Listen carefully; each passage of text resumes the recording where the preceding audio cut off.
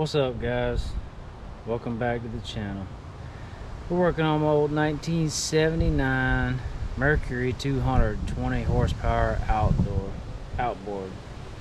So I ran it 2 years ago on a camping trip, and the thing bogged down and never would start back up. So I pulled the carburetor off, cleaned it, I sprayed it out. I didn't rebuild it, I just cleaned it and replaced a couple gaskets. Sorry for the wind, but I can't control that. So rebuilt the carburetor today, but let me get back to it. I replaced some gaskets yesterday and tried to start it up. Gas is in the carburetor, would not fire up. So I bought a carburetor kit. It was 120 bucks. Also bought a gasket kit. I thought that might work. That didn't work. So I got 2 sets of gaskets, thank goodness. Carburetor kit, I replaced the needle valve, the idle screw, all the gaskets. So I'm about to put it back on. This is the carburetor I got. It's got the round bowl. Alright. Got that. This is where your fuel pump is at.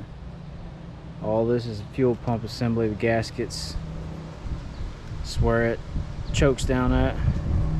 Pull the choke, closes it. Let go of the choke, opens up. Alright, most of y'all probably know that. Alright, so there's throttle hookup. Everything's working freely. I got the float set at 1/4 of an inch. That's what my manual said, so I'm gonna go with that. Here's our idle screw right here. So once it's mounted up, it's gonna mount this way. Be able to get to it from a screwdriver, or with a screwdriver, hopefully. I snugged it down, or bottomed it out, backed it off 1.5 turns. They say it's a good place to start, so we'll see. I'm also gonna replace the pull handle. I rewound the spring yesterday to try to get a little more tension on it, so hopefully that stays that way. There's the part number.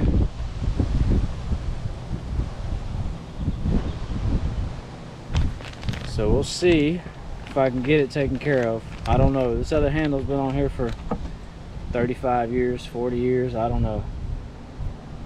Been on there for a long time.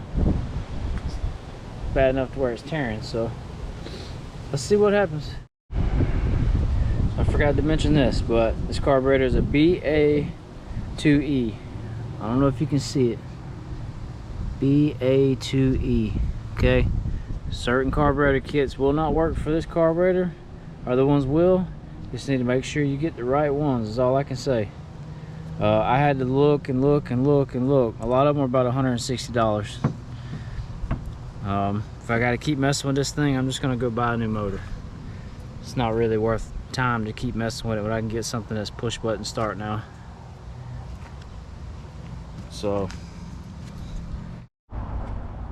all right. Pull handle wasn't too bad. Got it on. I don't know if you can see it or not, but it's on there. All right. Had to tie a knot inside of it, 2 knots actually. So it's not like the setup like the old one. The old one was like easy to get off. I don't know how bad it was gonna be, but it wasn't bad. So next up, put the carburetor on, hook the water up, see if she cranks. All right, stay tuned. All right, yeah, check it out. See where the carburetor mounts? Here and here. All right, fresh new gasket. The hole goes to the bottom on this one. Just pay attention when you take it apart, okay? You have to put this thing basically in reverse to get to some of the screws to be able to get in here and get this one off. But that's no big deal. When the carburetor hooks back up, this piece here is gonna swing out right here. All right. So let me get the camera set up, see if I can get a good angle. I don't know if I got footage, but hose clamp, fuel pump inlet, right here. Clamp has to go back that way, unless you use the ones that you can put on with pliers. And you can probably turn it around this way to make it a little bit easier to get to. But right here is what's gonna hit when you put it in forward. So I'm gonna flip it in forward. You see there's not much clearance right there. See that right there? I had to fix it last time I did it, and I remembered. So just make sure that little tang, if that little piece is hanging out too far, it's gonna hit it. Keep you from being able to either get it out of gear or put it into gear. All right, next up, got this mounting plate here. You gotta take that off to get the carburetor out. All right, 2 mounting screws, one here. Bring that up just a little bit. One here, if you can see it. One here. One here. Right on the other side. Okay. Here. Here. Up here. Right there. It's a lock nut on top of this rubber bushing. Another lock nut on top of this rubber bushing. Alright. Take the lock nuts off. Okay. Take the bolts out. I'm guessing a M8 bolt. Alright, looks like an M8 1.5, 1.25. If you have to replace them. Okay. I'm gonna go here, slide it over. Alright, pretty much locates it for you.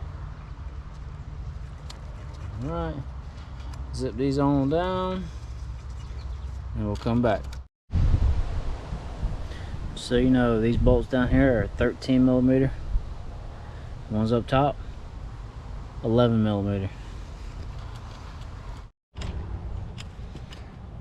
All right, so cover's back on. I didn't put the outside cover on because I got to make sure it's not going to be leaking gas when I pump this bubble up.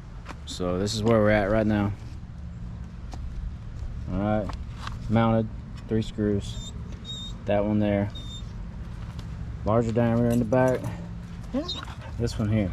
As you can see, this one gets locked in on the frame of the pull starter. So that one's easy, but rubber bushing, all this stuff is kind of movable until you get that bolt in there. So it can be a pain in the butt if you're not paying attention. So hopefully it's gonna start. As you can see in here, that's where my choke is at. Down in here. Not really my choke, but where the air comes in and you choke it off.